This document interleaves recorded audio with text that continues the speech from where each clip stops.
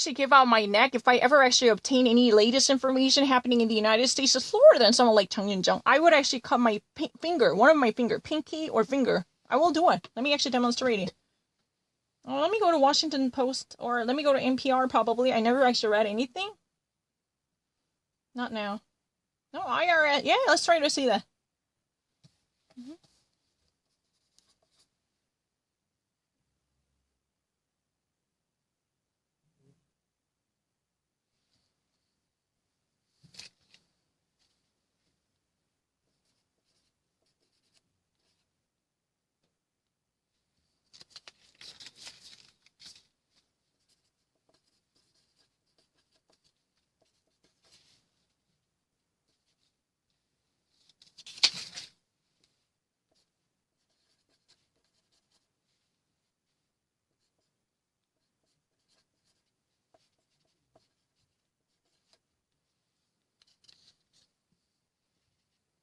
Mm-hmm.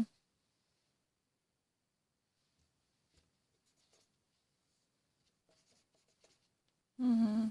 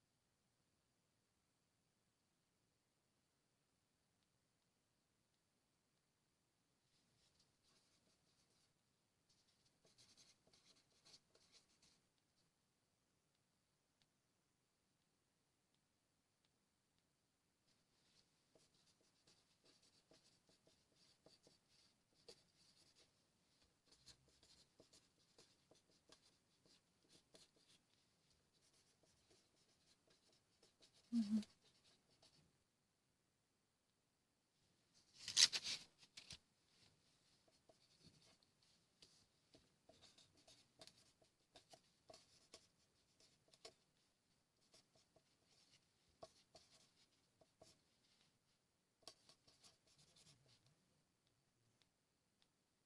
Let me actually cut it off here. So according to the latest development, the IRS wrongfully sent out 1,200 stimulus checks for many different individuals not located in the United States. That means, a Wing Forest. So this, a Swedish lady who's been actually living in Stockholm, all of a sudden received, a 1,200 stimulus check. This type of checks were handed out to so many different non-U.S. citizens or even not legal aliens lawfully staying in the United States or serving in the United States. This is a very interesting argument because anyone who actually never filed taxes in the United States immediately should not be considered for this stimulus package, which is called the economic impact policy, right? The economic impact of protection, EIP, this type of checks should never be made. However, the economic impact of payments were indeed given out, and the estimation made by the Inspector General in charge of the tax money related to the IRS and the Treasury Department already actually estimated that this mistakenly issued stimulus checks would be around 34 million. But the problem is, this would never even include any type of non-resident and foreigner whose addresses are primarily from different countries outside the United States, someone like Wing Forest, and lots of Dominican Republic, DR citizens. They are actually also being paid with this compensation checks, which either be called stimulus checks or economic impact payments. Because the Dominican Republic citizens are not technically American citizens who might actually have a tax liability, that's the real reason they should be excluded. However, many of them actually wrongfully received this checks issued from the United States. And according to this news, this is really crazy because Wing Forest actually, she lives in the United States. No, she never has any serious ties associated with the United States. However, she receives, the paycheck that amounts to this great lump sum amount of money. Can you believe it? In the first place, if you want to be eligible for this stimulus tax or economic impact payment, you need to either be a U.S. citizen, or you need to have a U.S. green card, or you have to actually stay quite amount of time in the United States to be eligible for this type of stimulus packages. However, if you ever actually stay outside the United States for so many years, then you are naturally not qualified for receiving this type of economic stimulus checks that would immediately be cashable to be used. And this is really monthly allowances coming from the Uncle Sam with the President Donald Trump's message in it, saying that this is for fellow Americans' economic support. Right? Because we just really like to assist the fellow Americans in time of economic hardship. This is really the reason why this type of checkbooks are being operated. Because the local government and state government, they actually gather funds together. However, this isn't coming from the United States Federal Treasury. It's very obvious to notify how the monies are being paid.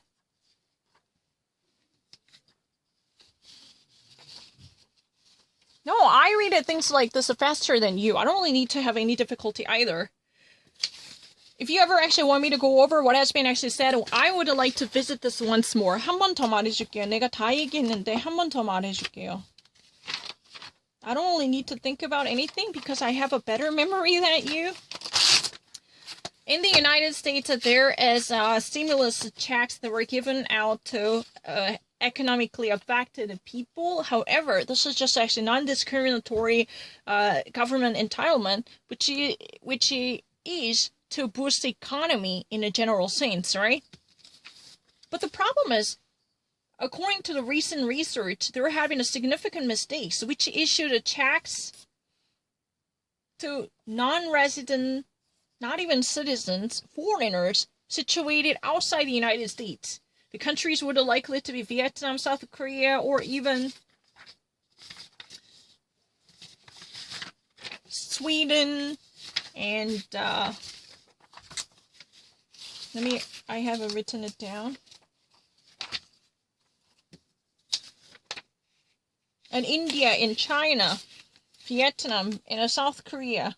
These are Laos. These are the country which were allegedly involved with this, fraudulent entitlements. They should never actually obtain this type of money. Even though the IRS claims that there are so many fraudulent filings, they've been actually very mindful to double check any possible eligibility and entitlement before they even issued out this type of stimulus checks or economic impact payments. However, she couldn't, this lady who could not actually withhold one's wonder, saying that I was actually living in Sweden. I was actually, I'm actually operating my own business in Stockholm, but I still actually, pick up this type of paycheck when so many people are dying out in Chicago who could not actually pay the rent. She was very much amused to have this great amount of money. Because she actually, does not belong to any group that might actually classify her as eligible population who should actually earn this money. She is not a green card holder. She is not non-residential green card holder. That's not true. She is not a non-residential citizenship holder. That's not true. She is neither a natural born citizen in the United States nor naturalized citizen in the United States. None of them were the relevant cases. Technically, this is a really legal alien, residential alien. This is really the tax category to define any type of non-green card holder or green card holder who actually had a deep history to be involved with the United States, who would either be hired or who would actually function as a semi-U.S. citizen with a long-term resident permit. Those people are likely to belong to this category called legal alien, resident alien. This isn't really a tax category. In that way, they would actually be charged with a specified category of taxation. I don't really need to think about it. It's very obvious. But Wake Forest, whose age is 78 and who somehow receives a significant amount of money, she couldn't actually believe that. This, money was paid by the U.S. taxpayers because of the United States Treasury is made from the actual contribution made by its own citizens in the name of taxation. So this would be actually, significant enough to be like 34 million. But what's more troublesome is it's not likely to include money given out to non-residential foreigners in a wrongful sense. Maybe they somehow get entangled in the financial history. That's really the reason why the stimulus checks were given out to these people, even actually had no history of having a permanent residence in the United States. This loss estimated by the Inspector General in the Tax Department, which has been just estimated to be 34 million, it would primarily involve Dominican Republican citizens. Technically, DR citizens are not automatically the United States citizens, thus they might not be eligible for this type of bonus given out by America. Because this program is supposedly targeting people who are either American citizens or long-term residents in the United States with a green card or in a specialized visa.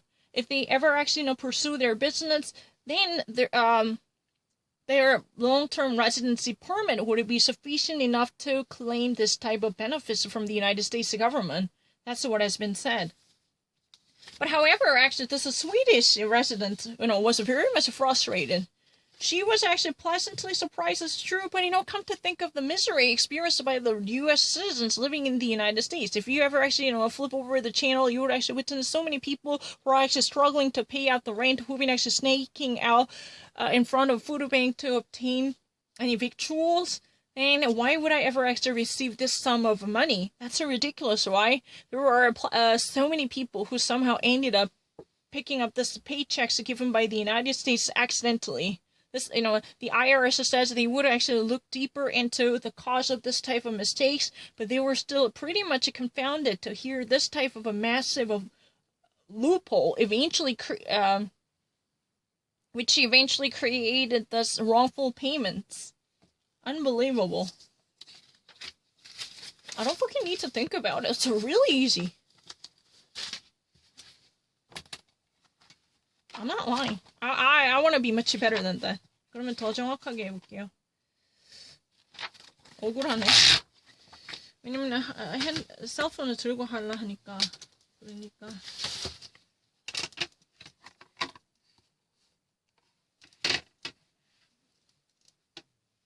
No, I never.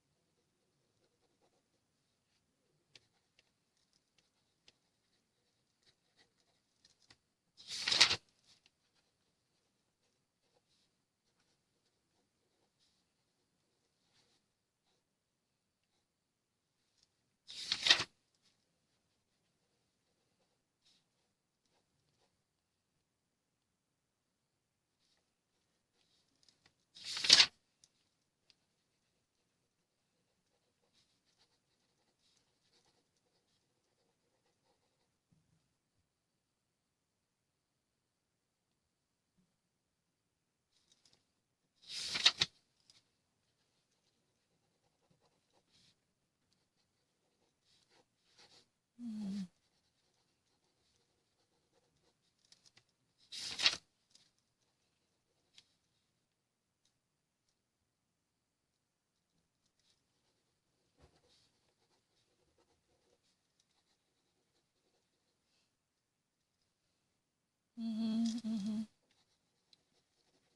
I got it. I got it. Oh, this is something that I can really read it.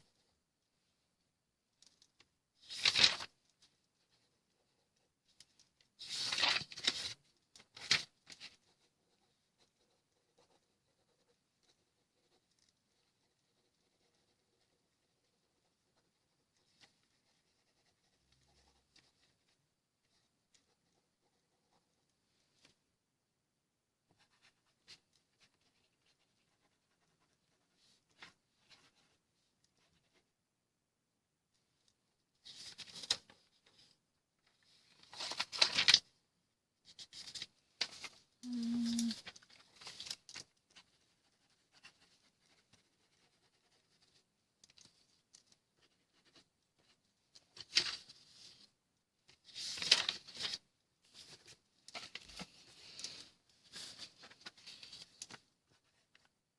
No, I can actually read it, but I have to memorize all of them.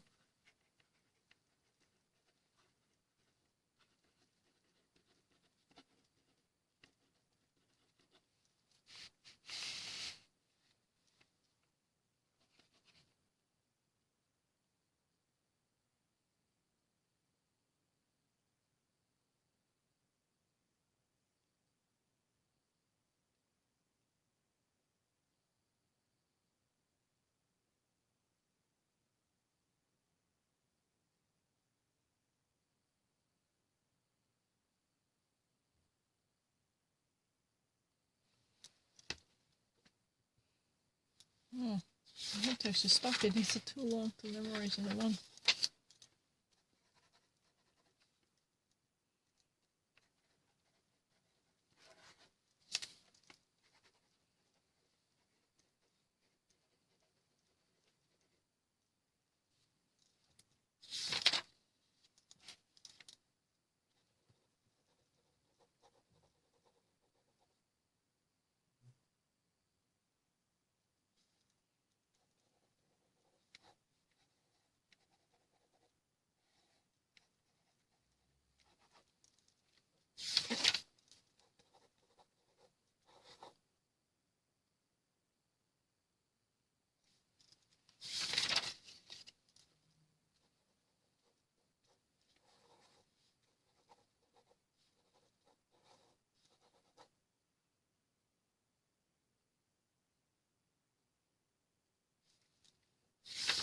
Mm-hmm.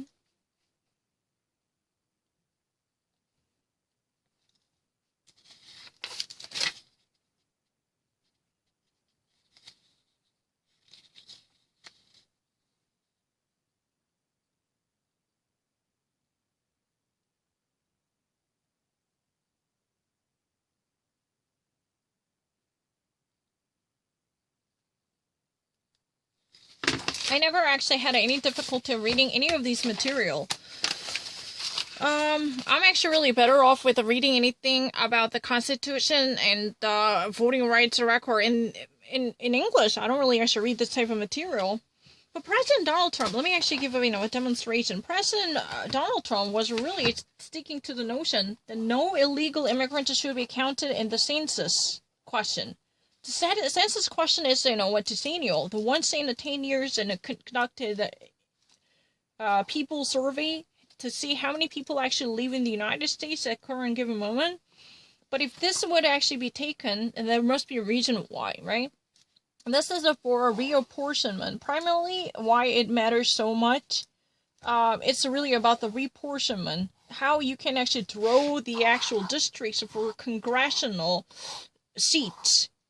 For instance, if there is a state like California, how many people actually leave would it be so critical? Because most of them are actually, filled with the people who are actually registered to be illegal residents, like green card holder or citizens or long-term permanent residents or the rest of people. But there are certain occasional illegal immigrants. But Donald Trump's census argument is, no illegal aliens should be given right to be counted as one person. This is a really interesting argument. No, I'm not lying. I really read this thoroughly, so do not block me. I'm going to actually represent all the case that I actually heard. Following from this, a serious inquiry, there is really a census historian scholar whose name is Margot Anderson. This is a person who's really known to the historic move of the census survey and census question in the United States. His job is a historian. Her job is historian. This is a really about the battleground for ideology. Because in the United States, there was no history ever since 1929. Any type of citizen would be discounted. There is no differentiation between the legalized residents or even illegal aliens who might actually come to the United States who actually have no justifiable venues to have maintain one's residence in the United States. That's really the case.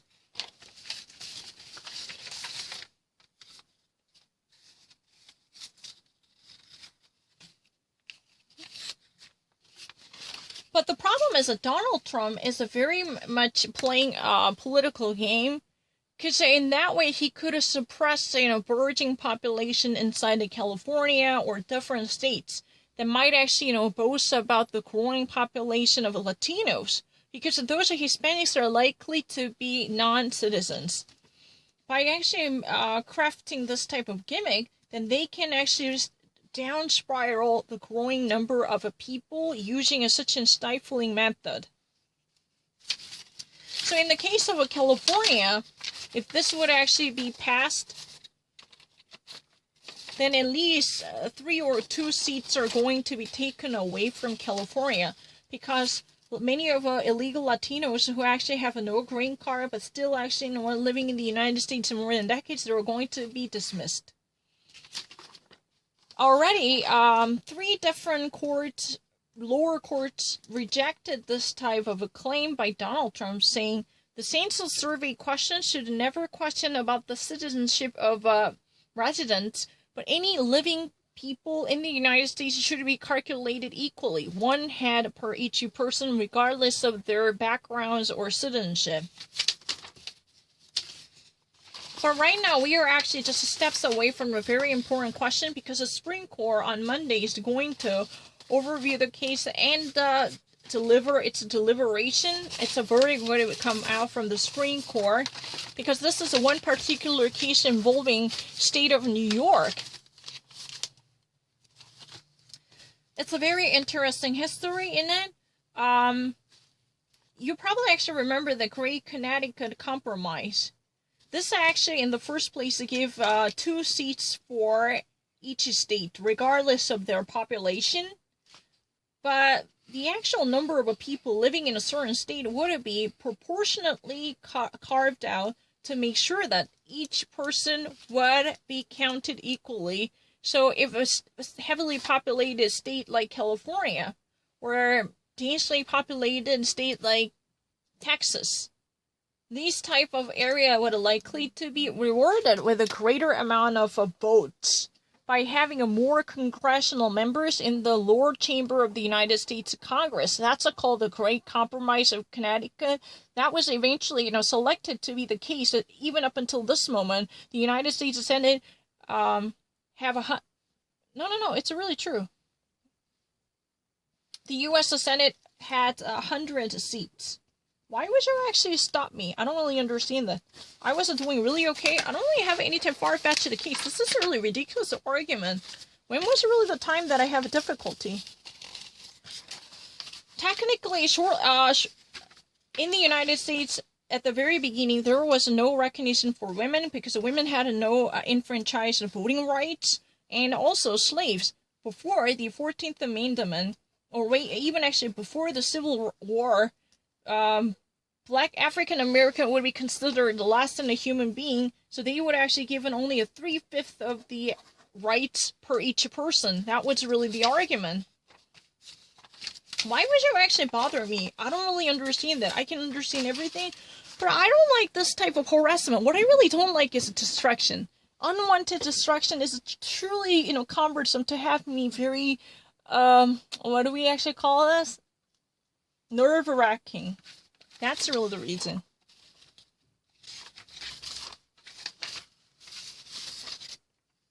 So, by the way, Margot Anderson is the really author of the American Census of Social History book, who's been tracing down many different events happening in and outside the United States concerning the census history. So, a very critical year for the census history was indeed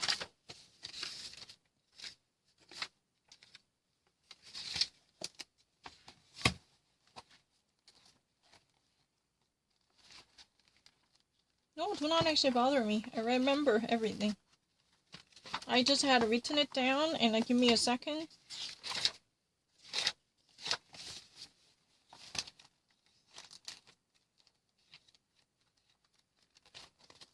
I'm not lying.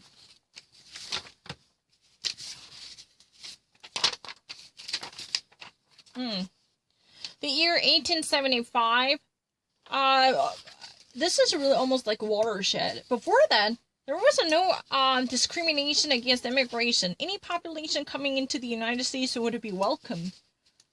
But at the time, there was a serious problem associated with war-related efforts coming from the foreign nations. For that reason, after that year, they're having a Chinese excursion or a sedition act that might actually eventually crack down on the influx of a foreign population.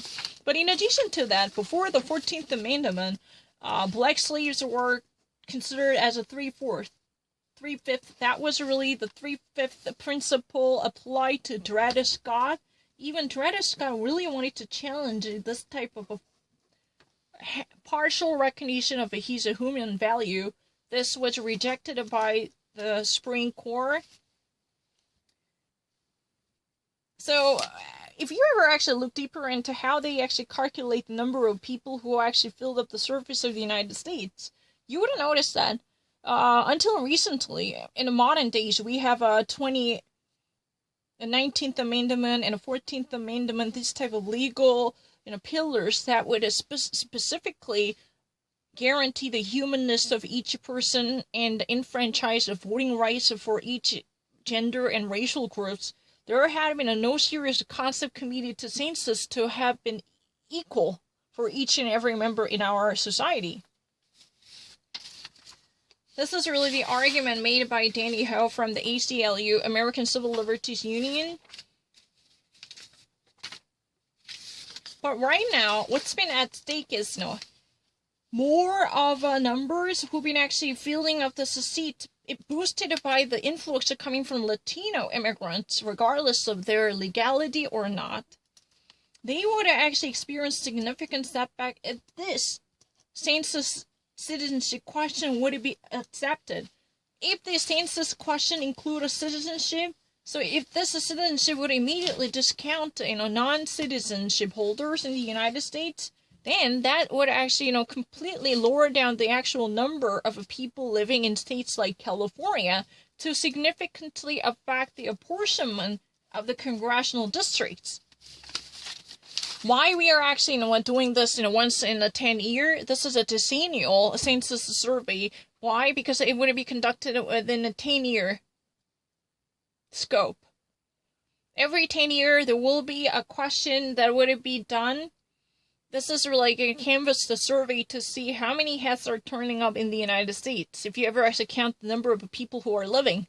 At the very beginning, upholding the founders of philosophy, no man should actually be treated unfairly. We the people should actually be all equal. That was really the reason they were trying to calculate each and every person, regardless of their citizenship or history or backgrounds, equally. But the problem is that Donald Trump just really actually politicized the issue. Immediate victim of this question would it be like California. But what's been so interesting here is Donald Trump's regular red state coalition would not join him. Why is it so? Texas, Florida, or even, yeah, Texas and Florida are Arizona. Texas, Florida, Arizona, these are all the major states that would be immediately empowered by hosting more of immigrants. Because, in the end, the population is a capital that would actually have one more seat in the congressional chamber for the lower chamber of the United States Congress, right? The Senate, there is a fixated number. No matter what happens, you always actually can guarantee 2 seats for each state. This is a part of the Great Compromise, named the Great Compromise of Connecticut.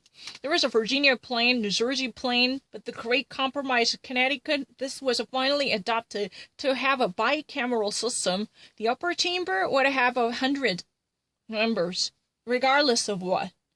And the lower chamber's size is always proportionate to number of people, and that this will be redrawn whenever there is a census question, which would be submitted to the Congress, and the Congress will review the final data in close connection with the census researchers to redraw the districts. This, a reapportionment of districts are likely to be done in close cooperation with the census survey workers, who would be under the authority of a President of the United States. And the final data would be given to the United States Congress, and then congressional members will go over the data handed in by the White House to see, how this would have fit into the category, because no one can actually, abuse this type of data in the form of gerrymandering or abusive reapportioning. Even though there are not many people, you just actually added another congressional district, or even actually, drawing this type of a map in a wrongful sense, misrepresenting the number of people in your district or county, then that's a gerrymandering, especially to gain a power from it. It's really easy. You think that this would be difficult? There are really kind of a crazy people who would actually think that simply pressing something wrong, that would be so meaningful to trump this type of a reading. Oh, excuse me, can you actually bring someone? But it's another intriguing factor. There is one red state who should have resisted this type of call from President Donald Trump, but Alabama is, really at the forefront of asking for the adoption of a citizenship question. But if this would be adopted, it is going to indeed lose 1 seat from the lower chamber. The House of Representative members would be experiencing a loss of 1 seat in total if this were to be adopted. But this is not likely to be adopted because of the corona pandemic crisis. There had been almost no serious data survey. Those canvassers are afraid of actually ruining the public health by visiting door to door. That this type of unforeseen pathological development hindered the people from conducting the survey questions. So the census survey has been challenged, even starting from 2018, but that was not at all done yet.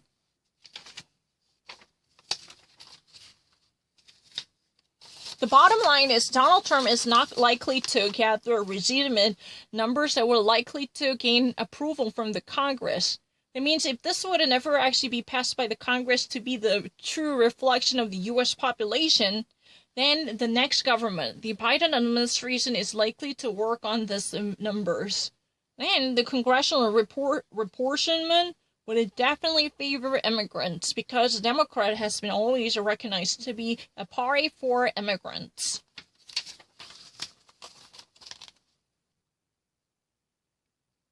There is a Solicitor General, LaCour, who's been arguing that Alabama's Solicitor General LaCour Jr., who's been so adamant on this census survey restructuring to exclude any immigrants, he actually believes that there should have been authority given to the President of the United States. He's the person who could actually decide on whatever data he likes to use, because he was in the first place voted to do so.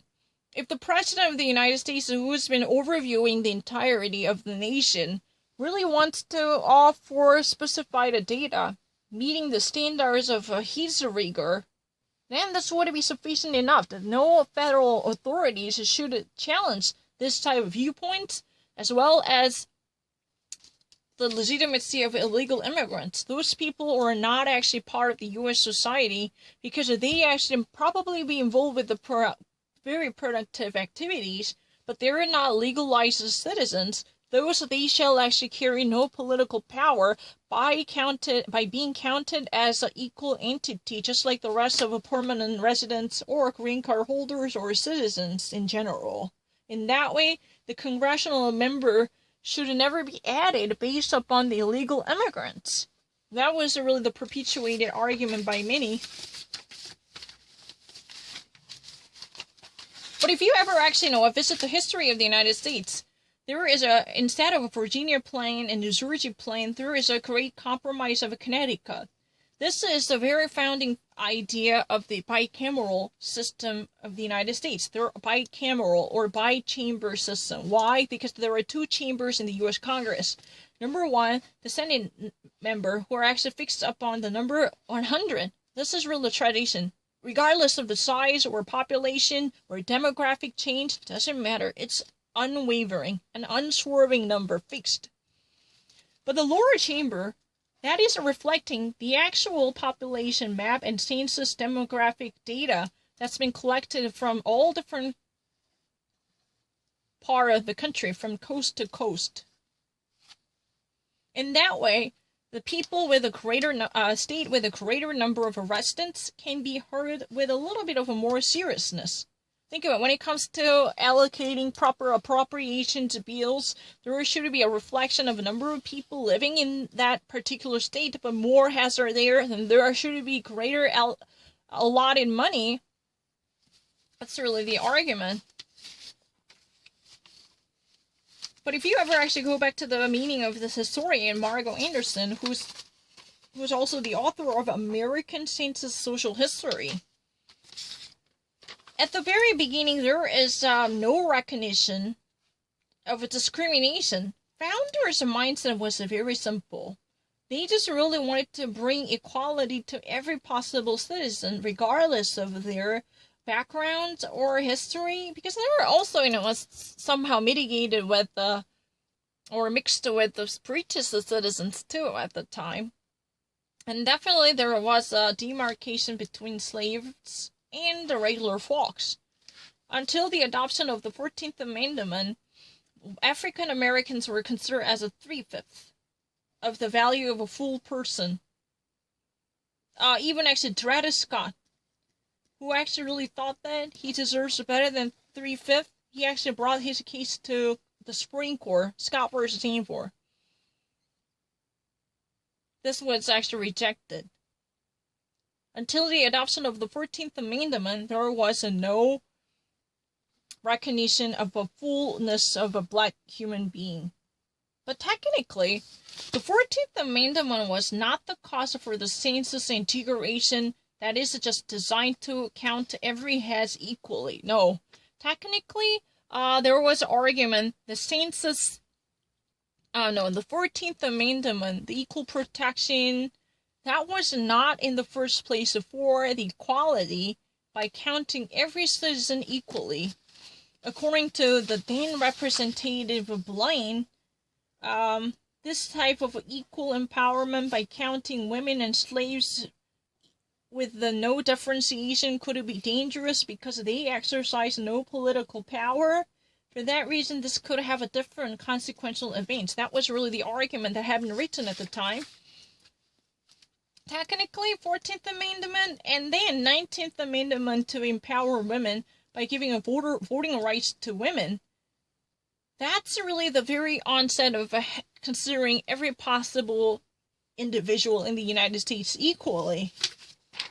But following from the Civil War, or even the mass killing during the war period, or even the post-war era, the United States definitely needed a little influx coming from immigrants. So until the actual serious fallout like a Chinese Exclusion or Sedition Act or What's that?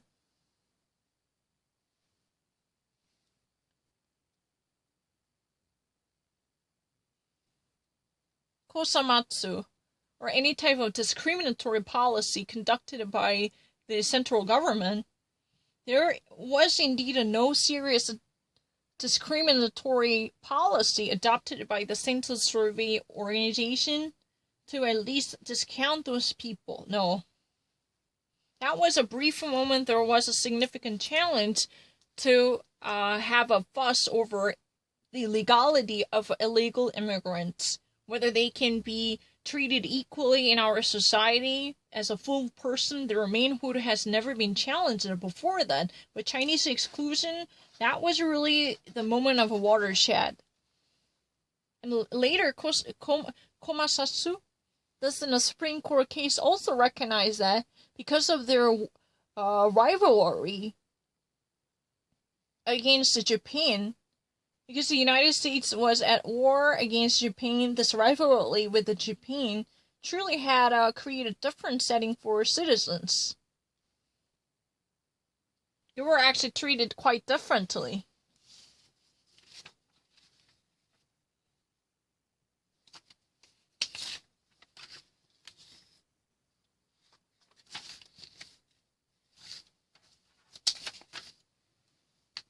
I don't really need to think heavily about this type of article.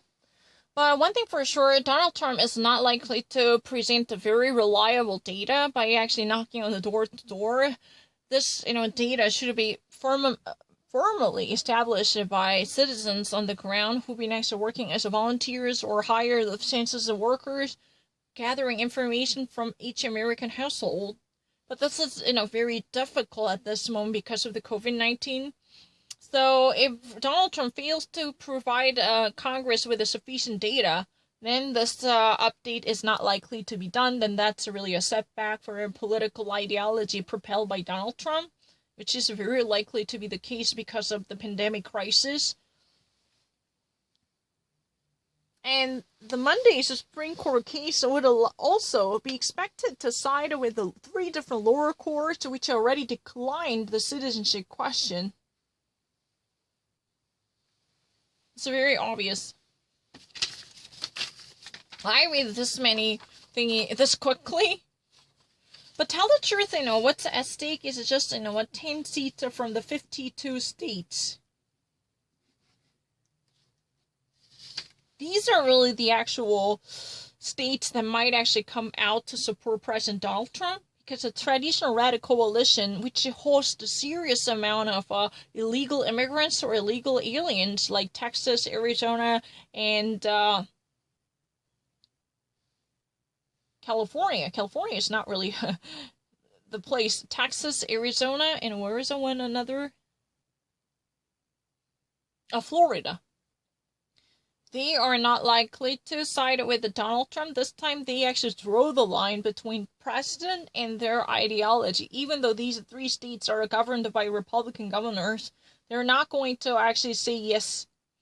Because their states already have so many immigrants. So demographic size would be the bullets that would empower them in the congressional apportionment. So they were not going to give up their seats. This would be definitely unpopular even amongst the different politicians inside their state, as the people are saying, are you sure you want to actually, give up seats that might be dedicated to our state? It's just simply to follow the philosophy and a belief of a president. This outgoing president is not likely to exercise a great power, but that has been the case even as well before the election results. So these 3 states, traditionally, normally, breathing with the president, Republican president, unusually distance themselves from the president's policy-making orientation because, they're likely to lose a huge amount of seats if this type of discriminatory calculation would be conducted. That's what has been said. It's very easy to understand. I don't think I have any difficulty to understand whatsoever. To me, everything is equally easy. What have I missed? Tell the truth, framers are very dedicated to consider all men equally. However, there were no consideration for slaves. They were definitely treated as a secondary, subsidiary human beings. They were not even actually called the human beings with the human dignity, right? So finally, the 14th Amendment, which is also called the Equal Protection